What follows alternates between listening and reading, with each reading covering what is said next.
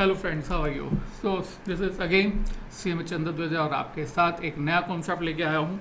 Note नया concept, नया उनके लिए जिनको नहीं आता है और जिनको आता है उनके लिए पुराना कॉन्सेप्ट लेके आए हैं, that is future contracts. Right, future contracts के बारे में हम लोग बहुत थोड़ी सी बातें हम ऑलरेडी आपके साथ कर चुके हैं। आज हम उसको बहुत डिटेल में करने वाले हैं।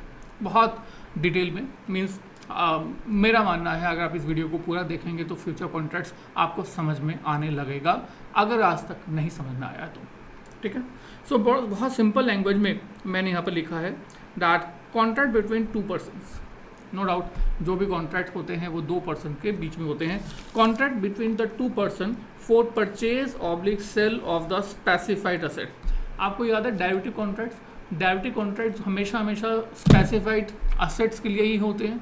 So this is the contract between two persons for purchase or sale of the special asset at predetermined price with predetermined date। क्या कहा हमने यहाँ पर आपको कहा कि यहाँ पर दो पर्सन के बीच में हम लोग कॉन्ट्रैक्ट की बात कर रहे हैं। हमने आपको कहा कि ये परचेज और सेल की बात हो रही है और वो परचेज और सेल किस चीज़ का, स्पेसिफाइड असेट का, और एक प्रीडिटरमाइंड प्राइस के साथ और प्राइस के साथ प्रीडिटरमाइंड डेट के साथ।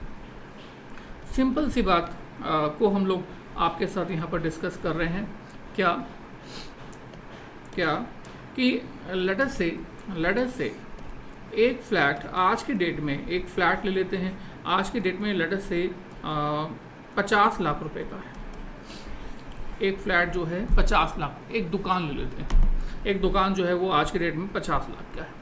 राइट, तो एक तो ये होगा कि ये दुकान आज जिस पर्सन की है, अगर आप ये शॉप परचेज़ करना चाहते हैं तो आप क्या करें, इस पर्सन के पास जाएं और इसको 50 लाख रुपए दें और एक शॉप परचेज़ कर लें। अगर ये भी ये भी सेल करना चाहता है तो ये जो आप अभी कॉन्ट्रैक्ट हो रहा है ये इसको हम क्या कहते हैं, this is basic the cash market.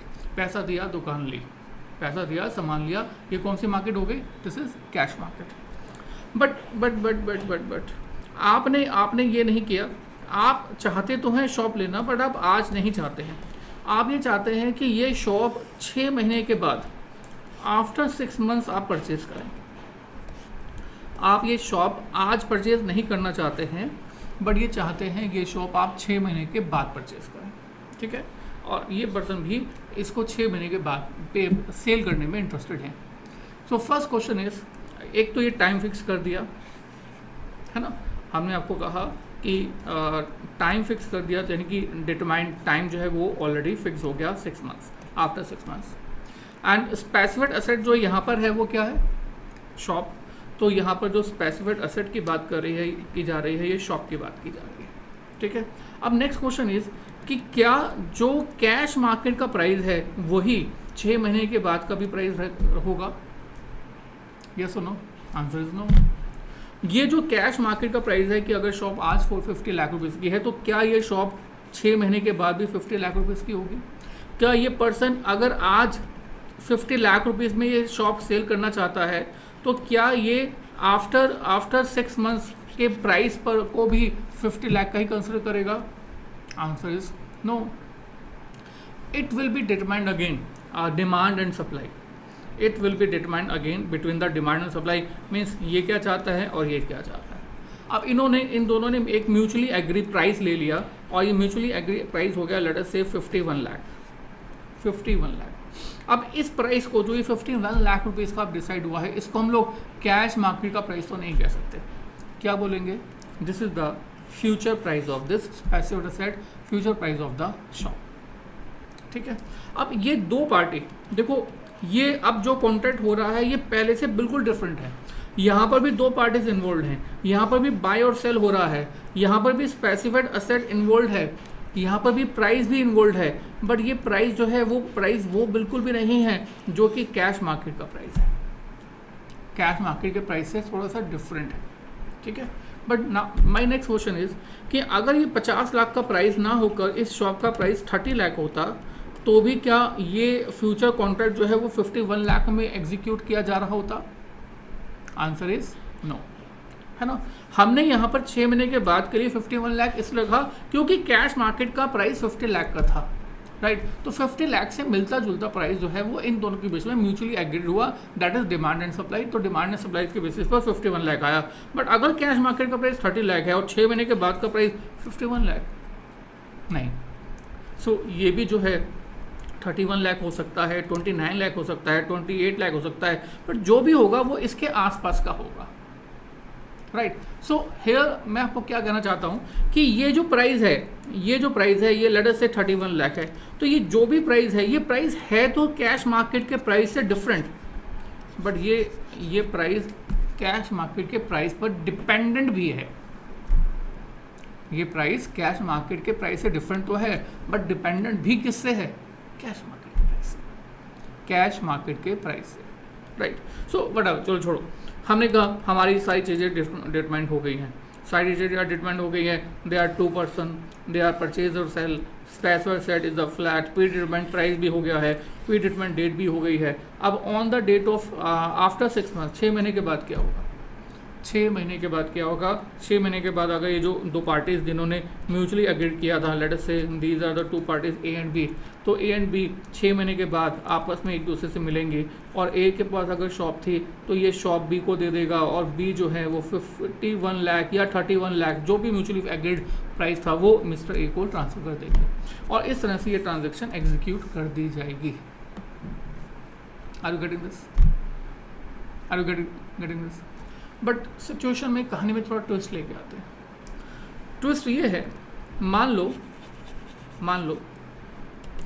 ये 30 लाख का प्राइस चल रहा था, 31 लाख यहाँ पर डिसाइडेड हुआ, एग्जीक्यूट भी 31 लाख में होना था। मान लो इस ड्यूरेशन में इस फ्लैट के साथ कुछ घटना घटी। क्या? ये जो शॉप थी ना, जिस जगह पर शॉप थी, गवर्नमेंट ने वहाँ से सभी के सभी शॉप्स को साफ करने का ऐलान कर दिया, राइट। अब जब शॉप को साफ करने का ऐलान कर दिया है तो क्या कैश मार्केट में जो प्राइस है वो अभी भी 30 लाख का होगा अगर पहले 30 लाख का था? नो, कम होगा या ज़्यादा होगा? ऑब्वियसली कम होगा। अब ये जो प्राइस है वो 15 लाख का हो गया, 15 लाख का, ठीक है। अब नाउ द क्वेश्चन इज कि अगर कैश मार्केट का प्राइस 15 लाख हो गया तो अब मिस्टर बी और मिस्टर ए क्या अभी भी इस फ्यूचर कॉन्ट्रैक्ट को एग्जीक्यूट करेंगे? Answer is yes. Answer is yes. इस कॉन्ट्रैक्ट को एग्जीक्यूट किया जाएगा जैसे ही कि कैश मार्केट का प्राइस होता है। मतलब ये समझ लो कि अगर मिस्टर ए और बी के बीच में जो ये जो ट्रांजैक्शन है बाय सेल की अगर T0 पर ही हो गई होती और 6 महीने के बाद अगर ये एक्टिविटी हुई होती तो भी तो जो नुकसान है वो उस पर्सन का होता जिस पर्सन ने बाय किया था। यहाँ पर भी मिस्टर बाय 31 लाख रुपीज़ में रेडी है परचेज करने का, इसलिए on the date of expiry इस कॉन्ट्रैक्ट को 31 लाख पर ही एग्जीक्यूट करना होगा, right, between A and B. और हाँ, अगर आप कहोगे कि लॉस हो गया, जी बिल्कुल ठीक बात है, किसी ना किसी एक का तो लॉस होना ही था, तो यहाँ पर जो लॉस है वो किसका हो गया? जिसने ये शॉप अब नहीं खरीदी, अब जो है परचेज की। Are you getting this? So यहाँ पर मैंने आपको 2 बातें बता दी हैं। Number one that specified asset यहाँ पर भी है, यहाँ पर भी प्राइस है और यहाँ पर भी प्री डिटरमाइंड डेट है। मोस्ट इंपॉर्टेंटली मैं आपको बताई है कि फ्यूचर कॉन्ट्रैक्ट एग्जीक्यूट किया ही जाएगा on the date of expiry, cash market में प्राइस चाहे अप हो चाहे डाउन हो, राइट। अच्छा, इसका अपोजिट भी हो सकता था कि इस मार्केट के अंदर ये जो शॉप है जो पहले 30 लाख की थी, सपोज करो उसका रेट बढ़कर 70 लाख हो गया, राइट। अगर 70 लाख हो गया तो फिर क्या ये कॉन्ट्रैक्ट एग्जीक्यूट किया जाएगा? यस, यहाँ पर भी एग्जीक्यूट किया जाएगा। तो यहाँ पर भी एक पार्टी को प्रॉफिट होगा, एक पार्टी को लॉस होगा। तो प्रॉफिट और लॉस कैलकुलेट करना अलग बात है, बट ये contract this contract will be executed, right. Is it fine? तो ये हमारा है बेसिकली फ्यूचर कॉन्ट्रैक्ट। पर यहाँ तक कहानी ख़त्म नहीं होती है, थोड़ा सा इसको और आगे बढ़ाते हैं, हमारे शेयर मार्केट की कॉन्टेक्स्ट से बुलाते हैं, राइट। हमने कहा कि एक कैश मार्केट का प्राइस है, देख लेते हैं। एक हमारे पास कैश मार्केट का प्राइस है, NSEindia.com पे आ गए हम लोग। NSE इंडिया में हम लोग कोई भी शेयर डाल लेते हैं। लेट अस से फिर से हमने रिलायंस इंडस्ट्री डाला,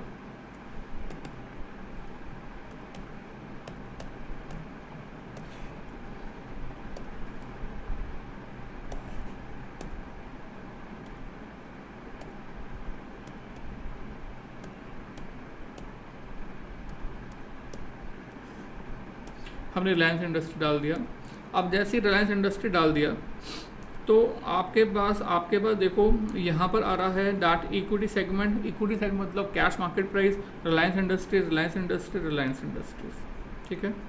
और इस मार्केट के अंदर जो रिलायंस इंडस्ट्री का आज का प्राइस चल रहा है डैट इज़ 2782।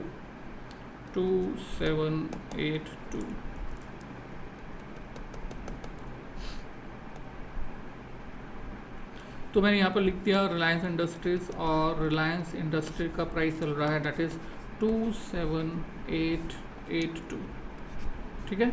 पर ये प्राइस जो है वो सिर्फ और सिर्फ कैश मार्केट का है। कैश मार्केट का मतलब क्या हुआ कि आपने शेयर्स के लिए पैसा पे किया और आपके डीमैट अकाउंट के अंदर रिलायंस कंपनी के शेयर्स क्रेडिट हो गए। अब आप 1 मल्टीप्लाई बाय 1 शेयर परचेज करो, 2 परचेज करो, 10 परचेज करो, आपकी मर्जी है। 10 परचेज करते हो तो आपको 2782 मल्टीप्लाई बाय 10 यानी कि 27,820 रुपये पे करने पड़ेंगे और आपके अकाउंट में 10 रिलायंस इंडस्ट्रीज के शेयर क्रेडिट हो जाएंगे। Demat account is just like is like a bank account. जैसे कि आप बैंक में पैसा जमा करते हो, निकालते हो और आपके अकाउंट के अंदर रिटर्न में आ जाता है कि आपने ये पैसा डाला, ये निकाला। ऐसी डीमैट अकाउंट जो है वो शेयर्स का प्लस और माइनस दिखाता है। शेयर्स आपके अकाउंट में जब भी आएंगे तो क्रेडिट हो जाएंगे, जब जाएंगे तो डेबिट हो जाएंगे। तो demat account is just like a bank account, जिसमें कि आपके शेयर्स आते भी हैं और जाते भी हैं। खरीदोगे तो आते जाएंगे, बेचोगे तो जाते जाएंगे। तो ये कैश मार्केट के शेयर्स आपके डीमैट अकाउंट के अंदर क्रेडिट हो जाते हैं। अब एक दूसरी मार्केट भी है जिसको हमने क्या कहा, फ्यूचर मार्केट, जिसकी एक एक्सपायरी होती है, ठीक है। और इस फ्यूचर मार्केट को हमने बोला, मतलब इसका जो बड़ा ब्रॉड सेगमेंट है डेट इज डेरिवेटिव मार्केट। अब डेरिवेटिव मार्केट को जब भी हम पढ़ेंगे तो हमेशा एक्सपायरी के साथ पढ़ेंगे। जब भी पढ़ेंगे तो हमेशा हम लोग एक्सपायरी के साथ ही पढ़ेंगे। तो हमने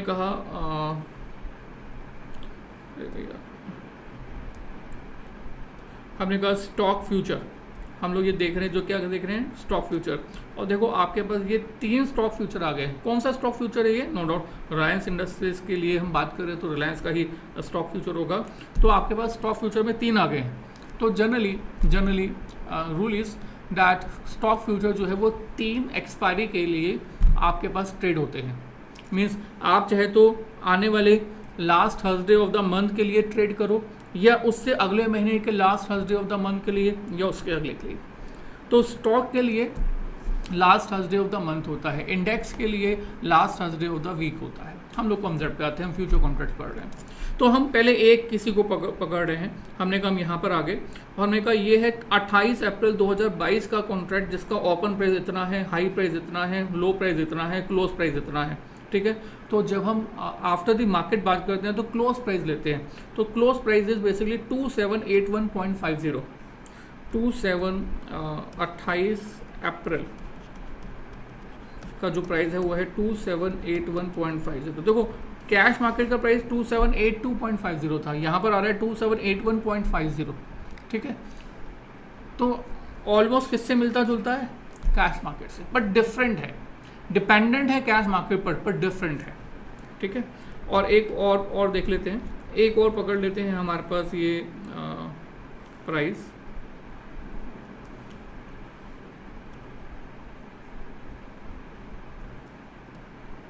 and this is next 26 May 2022 price is 2755 open high and ये सब कुछ, open high low close is 2790। Price कितना आ रहा है? 2790, ठीक है।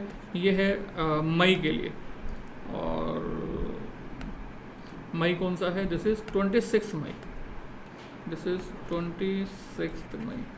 देखो डेट कोई भी हो, समझने की बात है, last Thursday of the month है नेक्स्ट, ठीक है। तो 2790 is the price for the future contract and 2781.50 is the future contract. तो ये अलग फ्यूचर कॉन्ट्रैक्ट है, ये अलग फ्यूचर कॉन्ट्रैक्ट है, दोनों की दोनों फ्यूचर कॉन्ट्रैक्ट्स हैं, ठीक है।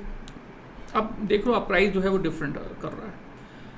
अब मेरा कहाँ पर यहाँ पर मतलब क्या है, मान लो कि 2782 के आप 10 शेयर परचेज करते हो, राइट, और रिलायंस फ्यूचर 2790 के 10 शेयर परचेज करते हो, तो क्या दोनों में एक ही बातें हैं? सर एक बात नहीं है, पहले तो प्राइस अलग है, और प्राइस अलग होने के साथ साथ जैसे ही 10 शेयर परचेज करोगे ना, जैसे ही 10 शेयर परचेज करोगे तो आपके डीमैट अकाउंट के अंदर 10 शेयर क्रेडिट हो जाएंगे। बट अगर आप 10 शेयर्स इन 26 मई परचेज करोगे तो आपके अकाउंट में ये शेयर्स क्रेडिट नहीं होंगे। क्यों नहीं होंगे? क्योंकि आपने 26 मई का फ्यूचर परचेज किया है, और 26 मई के फ्यूचर का मतलब है that you will buy Reliance company share at 2790 on which date? 26 May. Are you getting this? आज है लेट अस से कौन सी डेट? 21 अप्रैल। तो 21 अप्रैल को आप जो है 26 मई के लिए प्राइस ऑलरेडी डिसाइड कर रहे हो 2790, जो कि हमारे कैश मार्केट प्राइस से डिफरेंट है। Are you getting this? अब देखो हमने कहा चलो एक काम करते हैं, सीखने के लिए हम लोग जो है 26 मई का फ्यूचर परचेज कर लेते हैं। तो इसके कॉन्सिक्वेंसेस क्या होंगे?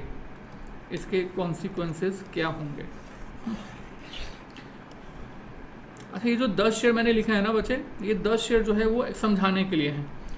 अदरवाइज आपको मैं अभी बताऊंगा थोड़ी देर बाद कि आप जो है फ्यूचर कॉन्ट्रैक्ट में जब भी शेयर्स परचेज करते हो वो हमेशा लॉट साइज के अकॉर्डिंग करते हो। रिलायंस इंडस्ट्रीज का लॉट साइज 250 शेयर्स का है, तो आप जब भी शेयर परचेज करोगे तो 250 शेयर्स का लॉट परचेज करोगे फ्यूचर कॉन्ट्रैक्ट में। आप 1 शेयर, 2 शेयर, 5 शेयर, 50 शेयर नहीं परचेज कर सकते, कैश मार्केट में कर सकते हो।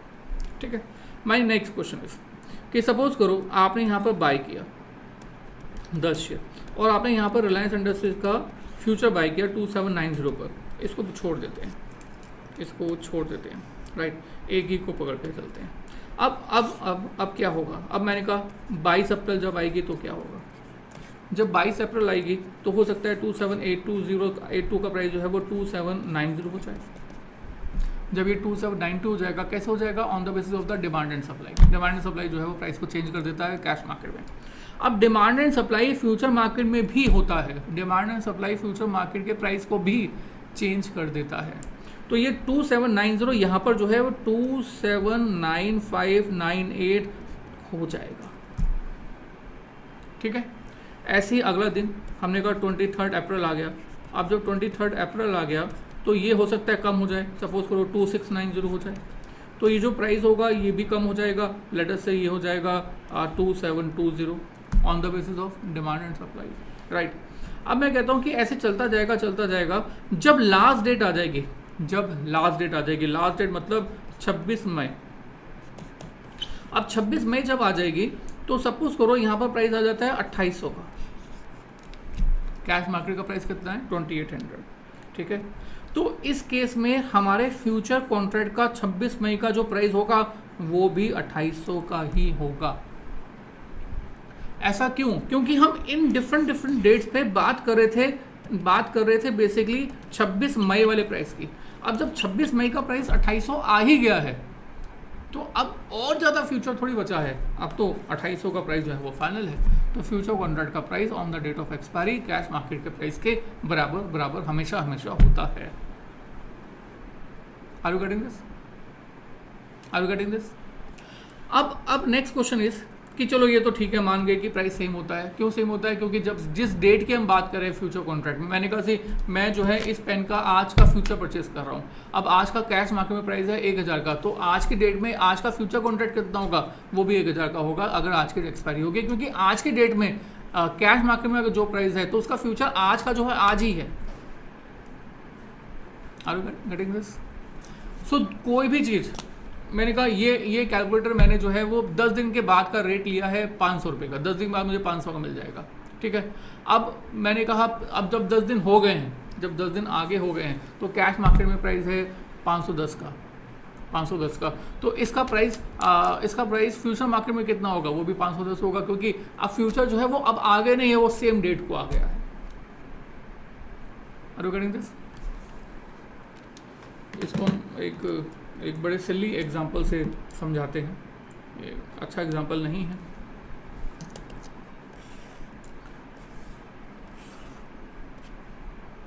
मैंने कहा कि एक बच्चा है, एक जिसने अभी फाउंडेशन में एंटर किया है, फाउंडेशन, ठीक है।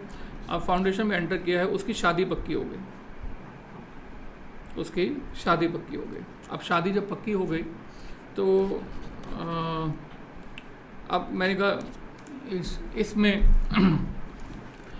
सपोज करो इसकी शादी पक्की हो गई, पर शादी होने वाली है जब वो पास हो जाएगा, तो जब वो एग्ज़ाम पास कर लेगा तो, ठीक है।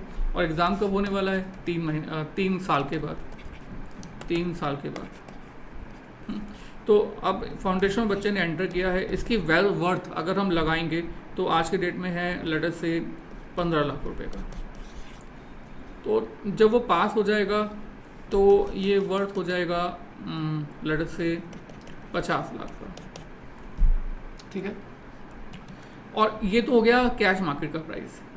अगर फ्यूचर मार्केट की बात करें, फ्यूचर मार्केट की बात करें तो यहाँ पर फ्यूचर मार्केट में इस डेट को, जिस डेट में वो एक्चुअल में पास हो जाएगा, उस डेट का उसका वर्थ कितना होगा? अगेन 50 लाख। छोड़ो। और एक एग्जांपल हमने कहा, अच्छा, are you getting this point or not? Are you getting this point or not? On the date of expiry cash market का प्राइस और फ्यूचर मार्केट का प्राइस सेम होता है, क्योंकि फ्यूचर मार्केट में आप प्रेडिक्ट करने के लिए कुछ बचा नहीं है ना। मैंने कहा जब आप जब क्वालिफाइड हो जाओगे, लेट से आप सीएमए कर रहे हो और आप जॉब जो है वो सीएमए करने के बाद लगेगी लेट से 20 लाख रुपए की पर एनम।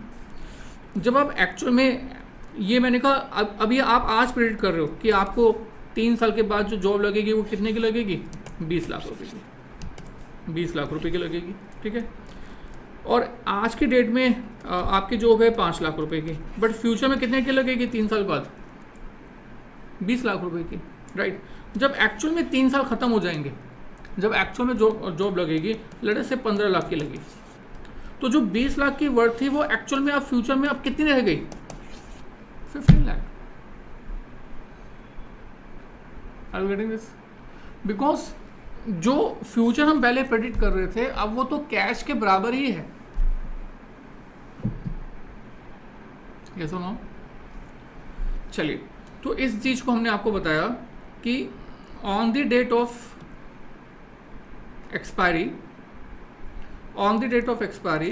रिलायंस कंपनी का जो प्राइस होगा वही कैश का भी होगा और वही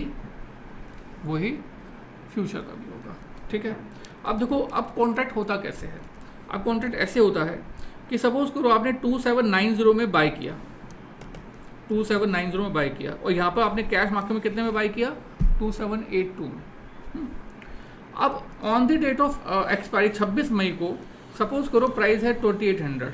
अगर आप यहाँ पर बाय करके यहाँ पर आप सेल करें कैश मार्केट में, जब मैं ऊपर की बात कर रहा हूँ तो ये कौन सी मार्केट है? Cash market. तो कैश मार्केट में अगर बाय करके सेल करें तो अब आप मुझे आप प्रॉफिट और लॉस बता सकते हो? हाँ जी, बहुत आसान है। प्रॉफिट और लॉस कैसे फाइंड करेंगे? अब इस वाले केस में तो बड़ा आसान है। क्यों आसान है? क्योंकि हमने कहा सिंपल सा तो कॉन्सेप्ट है कि आपने 2800 का सेल किया और शेयर बाय कब कितने में किया था? 2782 में, राइट। ये आपने बाय किया था। तो प्रॉफिट या लॉस अगर निकालें तो प्रॉफिट कितना हो गया? डिफरेंस निकाल देते हैं। This is just 18 rupees for 1 share and for 10 share its multiply by 10। अगर आप फ्यूचर कॉन्ट्रैक्ट बाय करते हो तो यहाँ पर जो प्राइस है वो कितने का मिला आपको? 2790 का, राइट। और on the date of expiry, क्योंकि आपको इस कॉन्ट्रैक्ट को एग्जीक्यूट करना ही है, स्क्वायर ऑफ करना ही है, तो इस डेट में अगर आप इसको सेल करते हो तो आपको कितना प्राइस मिलेगा? 2800। तो जब 2800 रुपीज़ आपको मिलेंगे और आपने इसको बाय किया था और ये बाय किया था 2790 में, तो अब आपको प्रॉफिट कितना हुआ? 10 रुपीज़ का। एंड 10 रुपीज़ क्या? 10 रुपीज़ पर शेयर, पर शेयर। और अगर आपने 10 शेयर परचेज किए हैं तो मल्टीप्लाई बाय 10 कर दो, 1000 रुपये का। तो आपको यहाँ पर अब लग रहा होगा कि प्रॉफिट जो ज़्यादा हुआ वो कहाँ पर हुआ, कैश मार्केट में या फिर फ्यूचर मार्केट में? कैश मार्केट में, है ना। और फ्यूचर मार्केट में जो है वो हमें प्रॉफिट हुआ, बट प्रॉफिट इतना नहीं हुआ जितना कि कैश मार्केट में हुआ। इससे अच्छा तो हम लोग फ्यूचर मार्केट में ट्रेड ही नहीं करते, हम ट्रेड कहाँ करते? कैश मार्केट में। वो ज़्यादा अच्छा था, बट नहीं, ज़्यादातर लोग जो है वो फ्यूचर मार्केट में जाते हैं अगर उनके पास मोटा पैसा है, ज़्यादा पैसा है, और कैश मार्केट में ट्रेड कम करते हैं, फ्यूचर मार्केट में ज़्यादा ट्रेड करते हैं। ऐसा क्यों करते हैं? इसके लिए कुछ बातें मैं आपको बताना चाहूँगा। ये बातें हमें समझनी है, राइट। हम आपके साथ बात कर रहे हैं कि कैश मार्केट और फ्यूचर मार्केट में डिफरेंस क्या है, क्यों लोग फ्यूचर मार्केट की तरफ ज़्यादा जाते हैं और कैश मार्केट की तरफ कम जाते हैं अगर उनके पास इन्वेस्टमेंट अच्छी है, अपने अकाउंट में ज़्यादा पैसे हैं। ठीक है, सबसे पहले आपको बता दूं, एक्सपायरी, जैसे कि आपको मालूम है कि कैश मार्केट में कोई भी एक्सपायरी नहीं होती। कैश मार्केट में कोई भी एक्सपायरी नहीं होती ना भाई। आपने अगर रिलायंस कंपनी का शेयर परचेज किया तो रिलायंस कंपनी के शेयर आपके डीमैट अकाउंट में क्रेडिट हो जाएंगे और वो तब तक रहेंगे जब तक उनको बेचते नहीं हो, चाहे आप उनको 1 साल के बाद बेचो, 2 साल के बाद बेचो, 10 साल के बाद बेचो, 20 साल के बाद बेचो। अगर कंपनी चल रही है तो रिलायंस कंपनी के शेयर्स के आप मालिक हमेशा बने रहोगे, इसमें कोई भी एक्सपायरी नहीं है, राइट। बट फ्यूचर मार्केट में ऐसा कभी नहीं होता। फ्यूचर मार्केट में एक एक्सपायरी होती है, expiry date fixed with contract. Future market में एक्सपायरी डेट होती है और वो कॉन्ट्रैक्ट जब भी एग्जीक्यूट स्टार्ट किया जाता है वैसे ही उस एक्सपायरी को भी पहले से ही मेंशन होता है। जैसे कि मैंने आपको थोड़ी देर पहले दिखाया भी कि रिलायंस इंडस्ट्रीज़ के फ्यूचर कॉन्ट्रैक्ट के साथ साथ प्राइस तो ये आपके पास गिवन है, क्लोज प्राइस 2781, 2790, 2793, पर इसके साथ साथ आपके पास एक एक्सपायरी की डेट्स भी गिवन है, राइट। तो फ्यूचर कॉन्ट्रैक्ट्स में हमेशा एक एक्सपायरी भी होती है। पहला डिफरेंस। दूसरा, अब ये दूसरा जो पॉइंट है ना, यही बेसिकली हमारे फ्यूचर कॉन्ट्रैक्ट्स को ज़्यादा अट्रैक्टिव बनाता है। अभी जैसे आपसे मैं बात कर रहा था कि फ्यूचर कॉन्ट्रैक्ट क्यों लोगे जब उसमें प्रॉफिट कम हो, आपको दिख रहा है तो because of this point. Margin money किसे कहते हैं कि सपोज करो आपको रिलायंस कंपनी के शेयर परचेज करने हैं, 2680 का शेयर का आज का प्राइस है, लेट्स से आपको 250 शेयर परचेज करने हैं। अगर आपको 250 शेयर परचेज करने हैं तो आपको आपके अकाउंट में कितना पैसा चाहिए? 250 मल्टीप्लाई बाय 2680, यानी कि ये हो गया 6,70,000 रुपये। तो आपके अकाउंट में 6,70,000 रुपये होगा तो आप रिलायंस कंपनी के 250 शेयर परचेज कर सकते हो और ये शेयर्स आपके अकाउंट में क्रेडिट हो जाएंगे, ठीक है। बट फ्यूचर कॉन्ट्रैक्ट में ऐसा नहीं होता। फ्यूचर कॉन्ट्रैक्ट में अगर आप शेयर्स परचेज करना चाहते हो तो आपको 100% मार्जिन की जरूरत नहीं होती, आपको मार्जिन मनी कम चाहिए होती है। मोटा मैंने 50% लिख दिया। It depends on the stock to stock. जितने ज़्यादा रिस्कियर स्टॉक होते हैं मार्जिन मनी ज़्यादा होती है, जितने कम रिस्कियर स्टॉक होते हैं उसमें मार्जिन मनी भी कम होती है। मैंने मोटा लिख दिया 50%। ये 50% फिक्स नहीं है, ये डिपेंड करता है कि stock exchange time to time क्या मार्जिन मनी फिक्स करती हैं, पर समझाने के 50% लिख दिया। 50% का मतलब क्या हुआ कि अगर 2680 का शेयर प्राइस चल रहा है, 250 शेयर्स आपको परचेज करने हैं, मल्टीप्लाई बाय 50% कर दो तो 50% का मतलब हुआ कि आपके अकाउंट में अगर 3,35,000 रुपये भी हैं तो आप 250 शेयर्स परचेज कर सकते हो। आप गेटिंग दिस? मतलब कम पैसे में आपने डबल शेयर, 125 शेयर के पैसे में आपने 250 शेयर ले लिए, तो आपका जो प्रॉफिट होगा वो भी डबल होगा, लॉस होगा नो डाउट तब भी डबल होगा, राइट। तो ये जो मार्जिन मनी है ना, यही बेसिकली अट्रैक्ट करवाती है फ्यूचर कॉन्ट्रैक्ट में बाय और सेल के लिए। दूसरा पॉइंट। तीसरा पॉइंट, अब ये तीसरा पॉइंट भी ऐसा है जो कि बेसिकली फ्यूचर कॉन्ट्रैक्ट में जाने के लिए मजबूर कर देता है। देखो, आपको लग रहा है कि 2680 का आज का प्राइस है, आपको लग रहा है कि शेयर प्राइस फ्यूचर में बढ़कर 3,000 हो जाएगा, सपोज करो। आपको लग रहा है कि रिलायंस इंडस्ट्रीज जो है वो नए नए प्रोजेक्ट में डाल रही सॉरी पैसा डालने जा रही है। पहले जियो में डाला था, आने वाले समय में ग्रीन हाइड्रोजन में पैसा डालने वाली है, रिन्यूएबल एनर्जी में पैसा डालने वाली है। आपको लगता है कि अब जो है फंडामेंटल और स्ट्रॉन्ग होगा, कंपनी का बिजनेस और फैलेगा और कंपनी की प्रॉफिटेबिलिटी बढ़ेगी तो वैल्यूएशन भी बढ़ेगी। आपको लग रहा है कि बहुत अच्छा है, ठीक है। तो आप यहाँ पर क्या करोगे, यहाँ पर शेयर बाय करोगे ताकि आप यहाँ पर शेयर सेल कर सको। ऐसे ही करोगे ना, कैश मार्केट में ऐसा ही होता है, राइट। अब फ्यूचर मार्केट में देखो, फ्यूचर मार्केट में जो ये ऑप्शन अभी आपके पास था कि लेट अस से फ्यूचर मार्केट का प्राइस कितना था, चलो कुछ भी ले लेते हैं। सपोज करो अभी प्राइस चल रहा है 2700, आपको लगता है कि 3000 का प्राइस हो जाएगा, तो आप यहाँ पर बाय कर सकते हो और यहाँ पर सेल कर सकते हो। तो यहाँ पर जो डिफरेंस प्रॉफिट आया था, ये डिफरेंस प्रॉफिट आया था 320, यहाँ पर 300 का प्रॉफिट आ जाएगा, ठीक है। अब अगर आपको ये लग रहा है कि रिलायंस इंडस्ट्री जो है वो आने वाले समय में प्राइस जो है वो डाउन जाएगा, आपको क्या लग रहा है कि ऑलरेडी 2700 जो है वो 52 वीक के से ऊपर है, आपको लग रहा है कि ये प्राइस जो है वो ऑलरेडी लाइफ टाइम हाई बना चुका है, आपको लग रहा है कि अब ये मार्केट में जो प्राइस होगा वो आधा रहने वाला है या 20% डाउन जाने वाला है, आपको कम की उम्मीद है। तो अगर कम की उम्मीद है तो आप बाय करके, अगर शेयर प्राइस आपकी एक्सपेक्टेशन के अकॉर्डिंग कम हो गया, लेट अस से 2200 का हो गया, मैं यहाँ पर बाय करके सेल करोगे तो प्रॉफिट होगा, लॉस होगा? लॉस हो जाएगा। 2700 का बाय और 2200 का सेल, लॉस हो जाएगा। तो लॉस के तो आप काम करोगे नहीं। फ्यूचर मार्केट में आप बाय और सेल ना करके आप क्या कर सकते हो, यहाँ पर आप सेल कर दो और यहाँ पर बाय कर सकते हो। कैश मार्केट में ये ऑप्शन अवेलेबल नहीं था, नहीं है, नहीं होगा, कभी नहीं होगा। कैश मार्केट में तो सिर्फ एक ही ऑप्शन अवेलेबल होता है कि पहले बाय करो उसके बाद आपको सेल करना होगा। फ्यूचर मार्केट में आप पहले सेल करके बाद में भी, यानी कि एक्सपायरी डेट पर भी बाय कर सकते हो। Are you getting this? ये जो सबसे पहले हमने किया ना, इसको हम बोलते हैं लॉन्ग पोजीशन, और ये जो हमने किया इसको बोलते हैं शॉर्ट पोजीशन। कैश मार्केट में भी हमने बाय करके जो सेल किया इसको बोलते हैं लॉन्ग पोजीशन। हम कैश मार्केट में सिर्फ और सिर्फ लॉन्ग पोजीशन बना सकते हैं। हम फ्यूचर मार्केट में लॉन्ग पोजीशन साथ से साथ शॉर्ट पोजीशन भी बना सकते हैं। Both position can be made. Are you getting this?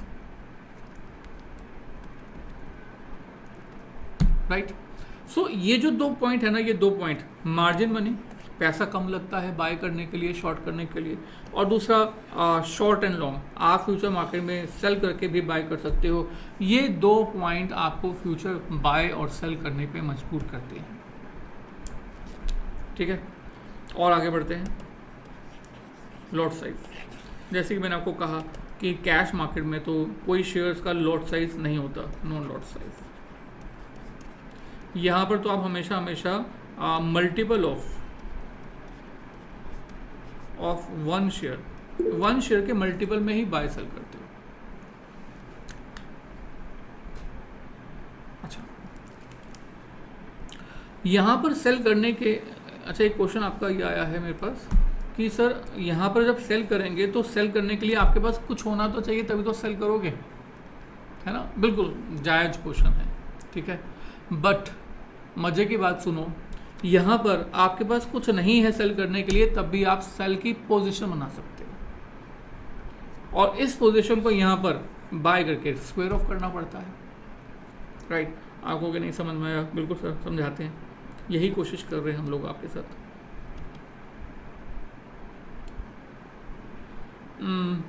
हमने आपको बताया था रिलायंस इंडस्ट्रीज का एग्जांपल ले रहे थे हम लोग। सपोज करो आपने जो है यहाँ पर सेल किया होता, आपने यहाँ पर क्या किया होता, सेल। 2790 का प्राइस चल रहा था अभी, हमने जो देखा था, यहाँ पर आपने सेल किया होता। अब जब आप सेल करोगे, आपको सेल का मतलब होता क्या है? सेल मतलब मेरे पास कैलकुलेटर है, मैंने बेच दिया। अब मेरे पास कैलकुलेटर ही नहीं है और मैं कह रहा हूँ कि मैंने कैलकुलेटर बेच दिया। ये अजीब सी बात लग रही है, ये प्रैक्टिकल लाइफ में होता नहीं है ऐसा। और हो भी नहीं सकता एक्चुअल प्रैक्टिकल लाइफ में। जो चीज़ मेरे पास नहीं है वो मैंने बेच दी। How is it possible? Mind तो यही कहता है, बेच ही नहीं सकते। मेरे पास कार नहीं है, मैंने कहा मैंने कार बेच दी। मेरे पास घर नहीं है, मैंने कहा मैंने घर फ्लैट बेच दिया। मेरे पास शॉप नहीं, मैंने कहा शॉप बेच दी। मेरे पास नहीं है फिर भी मैं बेच रहा हूँ। यस, यहाँ पर यही हो रहा है। आपके पास नहीं है बट कुछ समय के लिए आपको मोहलत दी जा रही है। आपके पास नहीं है कोई बात नहीं, एक्सपायरी डेट तक आपके अकाउंट में ये पोजीशन खड़ी रहेगी। आपको पास नहीं होगी तो आप क्या करो, कैश मार्केट से बाय करके दे देना। भाई आपके पास अभी कैलकुलेटर नहीं, मेरे पास कैलकुलेटर नहीं है, ठीक है। मैंने कहा 500 में, सपोज मेरी दुकान है, लड़ से एग्जाम्पल के लिए मेरी दुकान है। मेरी दुकान में एक बंदा आया, उसने बोला कैलकुलेटर चाहिए। मैंने कहा कैलकुलेटर 500 रुपये का है। उसने कहा ये लो 500 रुपये। मैंने कहा ठीक है 500 रुपये, 10 दिन के बाद आना कैलकुलेटर ले जाना, अभी नहीं है 10 दिन में मिल जाएगा। बंदा भी एग्री हो गया, चला गया, 500 रुपये दे के चला गया। मेरे पास कैलकुलेटर नहीं था, पर मैंने बेच दिया ना। अब 10 दिन के बाद क्या होगा? After 10 days what will happen? वो बंदा मेरे पास दोबारा आएगा। मैं देखूंगा मेरे साथ वाली दुकान में वो कैलकुलेटर कितने का मिल रहा है। सपोज करो साथ वाली दुकान में मिल रहा है 480 का। व्हाट आई विल डू, उससे परचेज करूंगा 480 में और मैं कहूँगा ये ले कैलकुलेटर। देखो मेरे पास कैलकुलेटर नहीं था, स्टिल मैंने पहले बेच दिया और बाद में क्या किया, खरीद लिया। तो मेरी दुकान का मतलब सामान इस तरह से 20 रुपये का प्रॉफिट। उल्टा भी हो सकता था, मैंने 500 रुपये का पहले बेच दिया था और जब 10 दिन बीते तो मैंने देखा यार मुझे तो अब वो पर्सन को कैलकुलेटर देना ही देना है। 10 दिन का मुझे समय मिला हुआ था, तो मैंने साथ वाली दुकान से पूछा, उसने कहा 550 रुपये का। अब 10 दिन बाद तो कस्टमर जिसने 500 रुपये मुझे एडवांस दे के गया था वो मेरे पास आएगा, तो मुझे मजबूरी में उस साथ वाली दुकान से 550 रुपये का कैलकुलेटर परचेज करना होगा और मुझे उस पर्सन को देना होगा। नो डाउट इस ट्रांजैक्शन में दुकानदार को मुझे यहाँ पर 50 रुपये का लॉस हो गया। मैंने पहले बेचा था 500 में और बाद में खरीदना पड़ा कितने में, 550 में, राइट। तो मुझे लॉस हो गया। तो प्रॉफिट और लॉस तो हो सकता है, बट यहाँ पर समझा क्या रहे हैं कि हम यहाँ पर पहले बेच रहे हैं और बाद में खरीद रहे हैं। और जब बेच रहे हैं तब हमारे पास सामान नहीं है, तब भी बेच सकते हैं। बट ये कहां पर बेच सकते हैं? Only in the future market, because यहां पर आपको एक्सपायरी डेट तक का समय दिया जाता है कि आप अपनी पोजीशन को कट कर सकते हो। कट कर सकते हो मतलब आपने पहले कॉन्ट्रैक्ट सेल किया था, आप उसको मार्केट से सेल बाय करके इसको स्क्वायर ऑफ कर दो। अगर आप नहीं करोगे तो on the date of expiry stock exchange इस सिचुएशन, इस पोजीशन को अपने आप से स्क्वायर ऑफ कर देगा। और वो कैसे कर देगा? कैश मार्केट के प्राइस के रेट के हिसाब से देखेगा कैश मार्केट में प्राइस क्या चल रहा है, और जो भी प्राइस चल रहा होगा, मैंने आपको बताया कैश मार्केट का प्राइस और फ्यूचर मार्केट का price on the date of expiry. हम लोग इस बात को चेक भी करेंगे एक्सपायरी वाले दिन 28 अप्रैल को हम देखेंगे कि आपके पास कैश मार्केट का प्राइस और हमारे फ्यूचर मार्केट का प्राइस बिल्कुल सेम होता है, 5 पैसे का डिफरेंस हो सकता है, otherwise it will be same. We will see this on the date of expiry, right. तो जो भी कैश मार्केट का प्राइस होगा उस कैश मार्केट के प्राइस वाले रेट से स्क्वायर ऑफ किया जाएगा। तो यहाँ पर मैंने कहा मैंने रिलायंस कंपनी का शेयर 2790 रुपये में 10 शेयर सपोज करो बेच दिया, सेल कर दिया। मेरे पास नहीं है पर मैंने टाइम ले लिया। कौन सी डेट का टाइम ले लिया? 26 मई। मैंने कहा मैंने सेल कर दिया 26 मई के लिए 2790 पे। मेरे पास सामान नहीं है पर मैंने बेच दिया। तो इसको मैंने कहा this is the position that will be created in my account, not in demat account, in my trading account. मेरे ट्रेडिंग अकाउंट में ये पोजीशन क्रिएटेड रहेगी। और कब तक रहेगी? 26 मई तक का। 26 मई तक मुझे ये देखना होगा कि प्राइस क्या चल रहा है। अब 26 मई को अगर ये 2800 का प्राइस चल रहा होगा तो what I will do, I will buy from the market and give to the customer कि भैया ये लो प्राइस। मैंने सेल किया 2790 में, बाय कितने में करना पड़ेगा? 2800 में। मुझे 10 रुपये का लॉस हो गया, डिफरेंस बिटवीन दिस टू 10 रुपये का लॉस हो गया। भैया 2790 में सेल किया और बाय किया 2800 में, तो 10 रुपये का लॉस हो गया। इज द डिफरेंट स्टोरी, कभी प्रॉफिट कभी लॉस, कभी खुशी कभी गम, वो चलेगा। But that I can do that anybody can do. ठीक है, हाँ ये मैं कर सकता हूँ, मैं बात बताता। देखो दो तरह के कॉन्ट्रैक्ट मार्केट में चलते हैं, एक को बोलते हैं यूरोपियन कॉन्ट्रैक्ट, ये मैंने आपको पेंडिंग किया हुआ है, एक होते हैं American contract. These are the style of the contract. ठीक है, जब हम बोलते हैं European contract, in European contract what will happen कि आप किसी भी डेट पर कॉन्ट्रैक्ट को जब आप एग्जीक्यूट करोगे, आपने अगर यहाँ पर एग्जीक्यूट किया कॉन्ट्रैक्ट, तो इसको आपको स्क्वायर ऑफ करना होगा only and only on the date of expiry, only and only on the date of expiry, यानी कि 26 मई को। आपने पहले क्या किया है, आपने पहले सेल किया है, तो आपको बाय करना होगा, कौन सी डेट को करना होगा, 26 मई को, या कोई और एक्सपायरी वाली डेट है तो उस डेट को, ना तो आप उससे पहले ना तो उसके बाद उस कॉन्ट्रैक्ट को स्क्वायर ऑफ कर सकते हो। You have to square off the contract only and only on the date of expiry. ठीक है, बट एक दूसरा स्टाइल होता है of the contract, that is called American style. American style में क्या होता है, इसमें पहले ये लिख लेते हैं, that such kind of contracts can be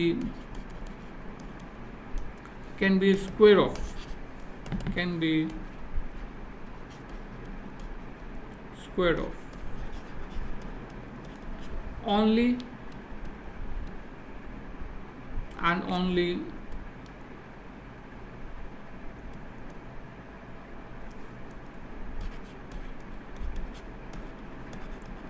on the date of expiry of the contract। तो इसको हमने क्या बोल दिया बच्चों, अमेरिकन स्टाइल। एक होता है अमेरिकन स्टाइल। अमेरिकन स्टाइल में क्या होता है कि आप कॉन्ट्रैक्ट में एंटर करते हो, this style of the contract is applicable for the option as well as future. ठीक है, अभी हम फ्यूचर की बात कर रहे हैं तो फ्यूचर के रिस्पेक्ट से बात कर रहे हैं, अदरवाइज ऑप्शन में भी यही स्टाइल होता है। राइट, अमेरिकन कॉन्ट्रैक्ट में क्या होता है, such kind of contracts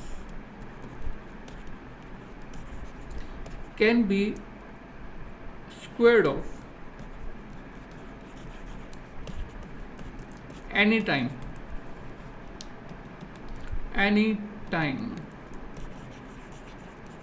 before the expiry of the contract, before the expiry of the contract। Meaning क्या हुआ इसका, मतलब इसको हम लोग प्रैक्टिकली कैसे समझे। जैसे कि अभी मैं आपके साथ एग्जांपल लिया कि रिलायंस इंडस्ट्रीज का, कि हमने फ्यूचर कॉन्ट्रैक्ट बाय किया सेल किया वटएवर। बाय से ज़्यादा समझ में आता है, पहले बाय से समझ लेते हैं। सपोज करो यहाँ पर आपने 10 शेयर फ्यूचर कॉन्ट्रैक्ट के यहाँ पर बाय किए। ठीक है, अगर यूरोपियन स्टाइल होता तो इसको हम एग्जीक्यूट सिर्फ और सिर्फ कौन सी डेट को करते हैं, 26 मई को। बट अगर ये अमेरिकन स्टाइल है तो इस अमेरिकन स्टाइल का मतलब ये हुआ कि आपने अगर इस कॉन्ट्रैक्ट को आज के डेट में स्टार्ट किया है, तो आप चाहो तो इसको अगले ही दिन या उससे अगले दिन कभी भी इस एक्सपायरी की डेट से पहले कभी भी स्क्वायर ऑफ कर सकते हो। स्क्वायर ऑफ समझते हो, बाय किया है तो सेल किया है तो बाय। आपने यहाँ पर बाय किया है, अगले ही दिन इसका रेट हो गया 2798, आपको लगा कि बाय के बाद 8 रुपये का रेट बढ़ गया है, 8 रुपये का प्रॉफिट आ रहा है, तो आपने इस रेट पर इसको बेच दिया। सॉरी, आपने इसको बेच दिया, सेल कर दिया, तो जो भी डिफरेंस आया वो आपका प्रॉफिट और लॉस हुआ। तो यहाँ पर हमने कॉन्ट्रैक्ट को अगले ही दिन स्क्वायर ऑफ कर दिया, या आप उससे अगले दिन भी स्क्वायर ऑफ कर सकते थे, उससे भी अगले दिन स्क्वायर ऑफ कर सकते थे, एंड सो ऑन। ठीक है, तो इस तरह के स्टाइल को क्या बोलते हैं, अमेरिकन स्टाइल। प्रैक्टिकली क्या होता है, प्रैक्टिकली अमेरिकन स्टाइल ही होता है। Right, what I mean to say, आज हमने ये प्राइस देखा है, प्राइस देखा है क्या, 2756, सॉरी क्लोज प्राइस देखेंगे ना, 2790 प्राइस देखा है 26 मई का। सपोज करो आपने एक पेपर ट्रेड किया, पेपर ट्रेड मतलब कि आपने 2790.65 के अकॉर्डिंग रिलायंस का एक लॉट बाय कर लिया अपने बुक्स के अंदर। कल हम दोबारा प्राइस देखेंगे। अब कल जब दोबारा प्राइस देखेंगे तो नो डाउट ये जो प्राइस है वो डिफरेंट हो जाएगा। सपोज को ये प्राइस 2798 हो जाएगा, तो आप उस वाले रेट पर इस वाले कॉन्ट्रैक्ट को ख़त्म कर सकते हैं, स्क्वायर ऑफ कर सकते हैं। इसको हम क्या बोलेंगे? American style. Practically American style होता है, बुक्स में यूरोपियन स्टाइल होता है, राइट मतलब जितने भी न्यूमेरिकल क्वेश्चन हम लोग बुक्स में सीखते हैं बुकिश लैंग्वेज में, that is will be always on the basis of the European style. Expiry पर ये प्राइस हुआ तो क्या होगा, एक्सपायरी पे वो प्राइस हुआ तो क्या हो गया। तो अमेरिकन स्टाइल में एक्चुअल में तो आप कभी भी इसको स्क्वायर ऑफ कर सकते हो। आई थिंक क्लियर है, राइट। तो अभी हम आपको बता रहे थे कि फ्यूचर कॉन्ट्रैक्ट्स में आप बाय करके सेल कर सकते हो या फिर आप सेल करके बाय भी कर सकते हो, आप दोनों चीज़ कर सकते हो, राइट। हम लोग डिफरेंस सीख रहे थे कैश मार्केट और फ्यूचर कॉन्ट्रैक्ट, फ्यूचर मार्केट के अंदर, और आपको बता रहे थे कि यहाँ पर कैश मार्केट में कोई लॉट साइज नहीं होता, आप मल्टीपल ऑफ 1 शेयर के अंदर जो है वो शेयर बाय और सेल कर सकते हैं। और यहाँ पर lot size is always there, और यहाँ पर लॉट साइज तो आपके पास हमेशा हमेशा होगा ही होगा, right. Next point is demat account. जैसे कि मैंने आपके साथ पहले भी बात की थी कि हमारे कैश मार्केट के अंदर, कैश मार्केट में जैसे ही शेयर परचेज करोगे T+2 में के अकॉर्डिंग या T+1 के अकॉर्डिंग जो भी मार्केट में चल रहा है उसके अकॉर्डिंग आपके अकाउंट में शेयर्स क्रेडिट कर दिए जाएंगे। शेयर्स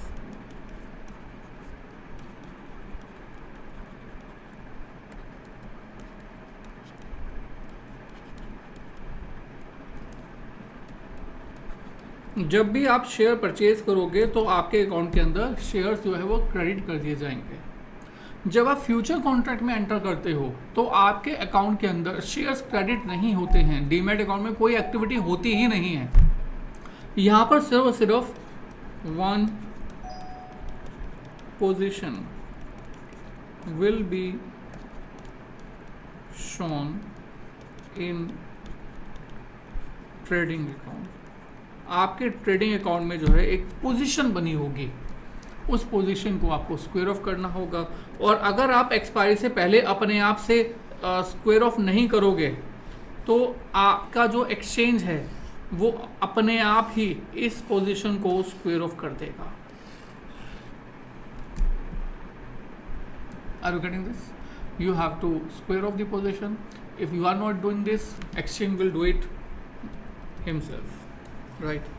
एंड ऑन एक्सपायरी एक लास्ट पॉइंट बताया मैंने आपको कि हमारे कैश मार्केट का तो अपना प्राइस होता है, और but on the date of expiry जो कैश मार्केट का प्राइस होता है वही फ्यूचर मार्केट का भी प्राइस होता है। Cash market price is equal to future market price, but this point is applicable only and only on the date of expiry, right.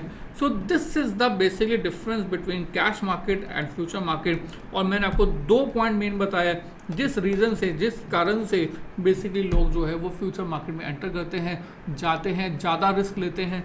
और वो क्या है? Number 1 margin money, cash market में पूरा पैसा देना पड़ता है और फ्यूचर मार्केट में कम पैसा देना पड़ता है। 50% इज़ नॉट फिक्स, ये तो आपको एग्जाम्पल समझाने के लिए दिया। और साथ ही साथ दूसरा पॉइंट आपको बताया कि कैश मार्केट में सिर्फ बाय करके सेल करना होगा तभी प्रॉफिट होगा।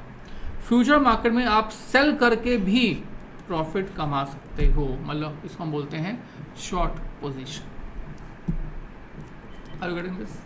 एक छोटा सा एग्जांपल लेते हैं पहले, उसके बाद आगे प्रोसीड करेंगे। एक छोटा सा example,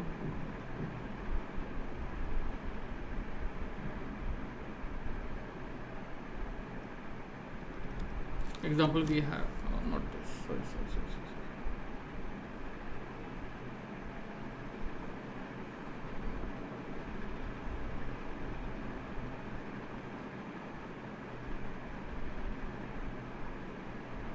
yes.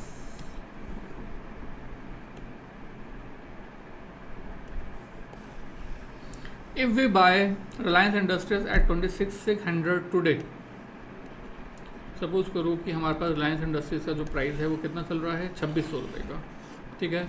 What will be the profit और लॉस आफ्टर 6 मंथ्स, बताओ 6 महीने के बाद प्राइस क्या होगा। If Reliance industries share price is 2800 और 2500 और नंबर ऑफ शेयर्स हैं यहाँ पर 10। ये अभी हम आपके साथ बात कर रहे हैं कैश मार्केट की, यहाँ पर फ्यूचर मार्केट आया ही नहीं है ना। तो बड़ा सिंपल सा एग्जांपल दिया है। तो हमने कहा कि अगर आपने कैश मार्केट में परचेज़ किया है 2600 में, तो first part and second part simple way में बता रहे हैं, और बाय प्राइस बाय कितना खरीदा कितने में है, 2600 में, दोनों सिचुएशन में। और आप जो सेल कर रहे हैं वो कितने में कर रहे हैं, वो कर रहे हैं 2800 में, और यहाँ पर कितना 2500 में, ठीक है। तो आप बताओ प्रॉफिट हुआ या लॉस हुआ। तो यहाँ पर बाय प्राइस पहले लिखा है, सेल प्राइस बाद में लिखा है, और द सेलिंग माइनस बाइंग जो है वो प्रॉफिट होता है। सो हम लोग ए माइनस बी कर रहे हैं, तो इट्स 200 एंड 200 क्या है पर शेयर, और यहाँ पर हम लेंगे 2500 माइनस 2600 यानी कि -100, ब्रैकेट में मतलब माइनस है, पर शेयर। तो ये हमारा लॉस हुआ, ठीक है। और यहाँ पर नंबर्स ऑफ शेयर कितने हैं, नंबर्स ऑफ शेयर्स हैं बेसिकली 10 दोनों जगह पर। सो आपके पास टोटल प्रॉफिट आ जाएगा, प्रॉफिट यहाँ पर पॉजिटिव में है 2000 रुपये, यहाँ पर माइनस में है, माइनस का प्रॉफिट मतलब लॉस है 1000 रुपये। ये हमने कौन से मार्केट के बारे में बात की, कैश मार्केट के बारे में। इससे सिंपल एग्जांपल तो कोई हो ही नहीं सकता। अब इसी एग्जांपल को अगर फ्यूचर मार्केट में ले जाएं तो क्या होगा।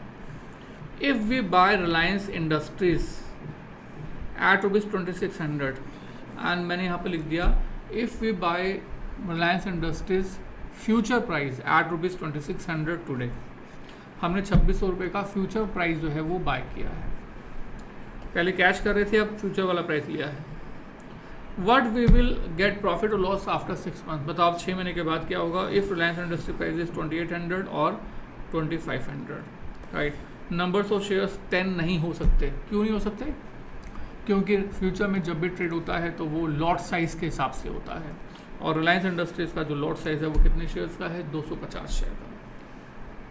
अब अगर फ्यूचर में हमें ट्रेडिंग करनी है तो अब बताओ प्रॉफिट और लॉस कैसे निकालेंगे।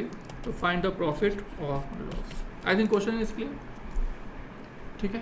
पहले हमने क्या किया है, पहले हमने बाय किया है, किस रेट में बाय किया फ्यूचर कॉन्ट्रैक्ट 2600 में। 6 महीने के बाद प्राइस या तो 2800 हो गया या 2500 हो गया, तो आप बताना है कि प्रॉफिट कितना होगा और लॉस कितना होगा, ठीक है। तो अब हम बात कर रहे हैं फ्यूचर कॉन्ट्रैक्ट की।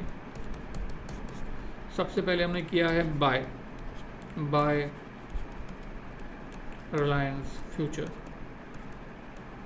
किस प्राइस पे बाय किया, this is 2600 in both the cases, means बेचा जिस मर्जी रेट में, खरीदा तो 2600 में था ना, तो खरीदा हमने 2600 में। सेल रिलायंस फ्यूचर बेचा है यहाँ पर 2800 में फर्स्ट पार्ट में, सेकंड पार्ट में 2500 में। तो अब मैं अगर यहाँ पर प्रॉफिट फाइंड करूँ, प्रॉफिट पर शेयर, तो 200 रुपये का, और यहाँ पर लॉस आ गया है 100 रुपये का, ये पर शेयर है। और फ्यूचर कॉन्ट्रैक्ट में multiply by numbers of shares करेंगे, और यहाँ पर लेट अस अज्यूम कि एक लॉट की हम डीलिंग कर रहे हैं, एक लॉट मतलब 250 शेयर का। तो ये एक शेयर की बात हो रही थी, तो एक शेयर का 200 रुपये का लॉस था, और 250 शेयर्स का आपके पास टोटल जो प्रॉफिट आ जाएगा वो आ जाएगा 250 × 2 यानी कि 50,000, और यहाँ पर लॉस आ जाएगा that is 25,000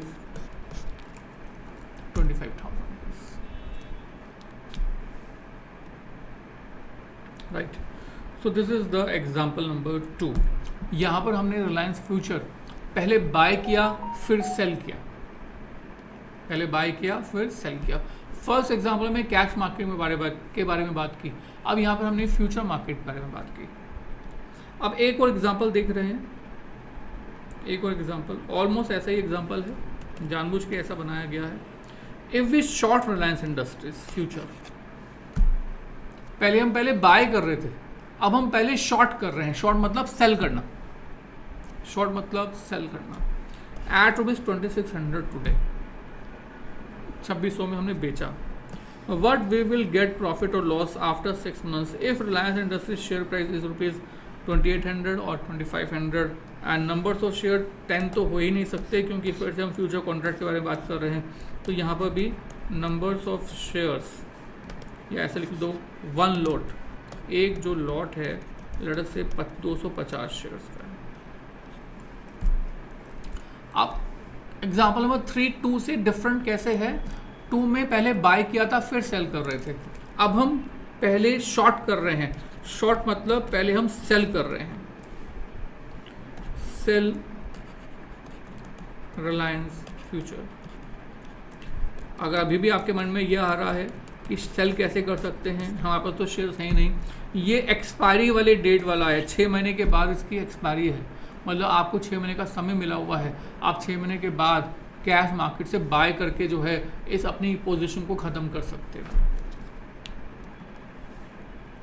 so Reliance industries share cell किया, पहले सेल किया, सेल कितने में किया? 2600 में। सेल कितने में किया? 2600 में।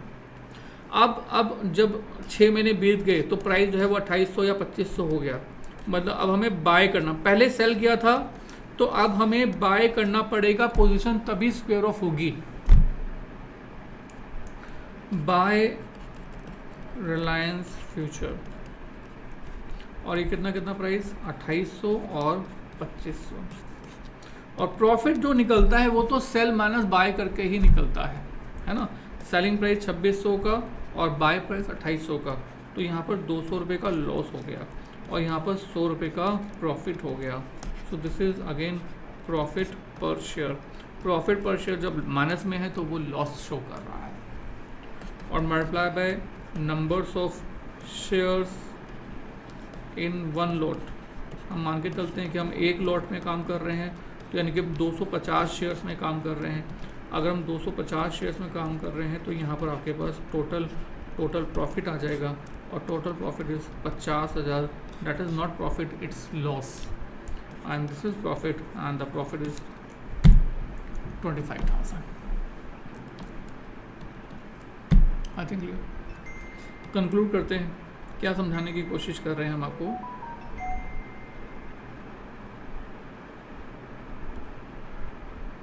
कंक्लूड करते हैं। यस, सुनेगा ध्यान से।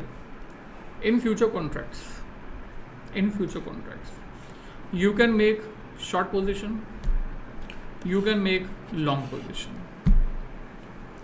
What do mean by this long position? Long position means by करके सेल करना, शॉर्ट पोजीशन मीन सेल करके बाय करना। मैं लिख देता हूँ इसमें बाय एंड देन सेल, और शॉर्ट पोजीशन मतलब सेल एंड देन बाय। यहाँ पर बाय फर्स्ट है, सेल बाद में है, यहाँ पर सेल फर्स्ट है और बाय बाद में है। अगर लॉन्ग पोजीशन है और प्राइसेस ऊपर चले गए, थोड़ा सोचना एक बार, आपकी लॉन्ग पोजीशन है मतलब पहले बाय करके बैठे हो और प्राइसेस बढ़ गए हैं, इज इट गुड और बैड? गुड, यहाँ पर प्रॉफिट अराइज होगा। आपने अगर लॉन्ग पोजीशन बनाई हुई है और प्राइसेस जो है वो डाउन हो गए हैं, प्राइसेस क्या हो गए हैं? प्राइसेस सपोज करो डाउन हो गए हैं, प्राइसेस डाउन हो गए हैं, डाउन। प्राइसेस अगर डाउन हो गए हैं तो अब आपको प्रॉफिट नहीं होगा बल्कि आपको लॉस अराइज होगा। प्राइसेस अगर डाउन हो गए हैं तो लॉस अराइज होगा, राइट। फिर और आगे चलो, अगर मान लो शॉर्ट पोजीशन है, शॉर्ट पोजीशन मतलब आपने पहले सेल किया हुआ है, अब आप बाय करने जा रहे हो। पहले सेल किया हुआ है, अब आप बाय कर रहे हो, और प्राइसेस अप हो गए, प्राइसेस बढ़ गए। इज इट गुड और बैड? एग्जांपल ले लो, मैंने कहा कि यहाँ पर आपने सेल किया था, सपोज करो 100 रुपये में, बाय अब करना पड़ेगा 80 में। इज इट गुड और बैड? सॉरी, प्राइसेस बढ़ गए, पहले 100 में सेल किया था, अब प्राइजेस जो हैं वो बढ़ गए हैं, बढ़ गए मतलब 120 हो गए हैं। इज इट गुड और बैड? बैड। तो यहाँ पर आपको जो है लॉस होगा। और अगर प्राइजेस डाउन हो गए हैं तो अब आपको यहाँ पर प्रॉफिट होगा। तो लॉन्ग याद कैसे रखें, बड़ा सिंपल है।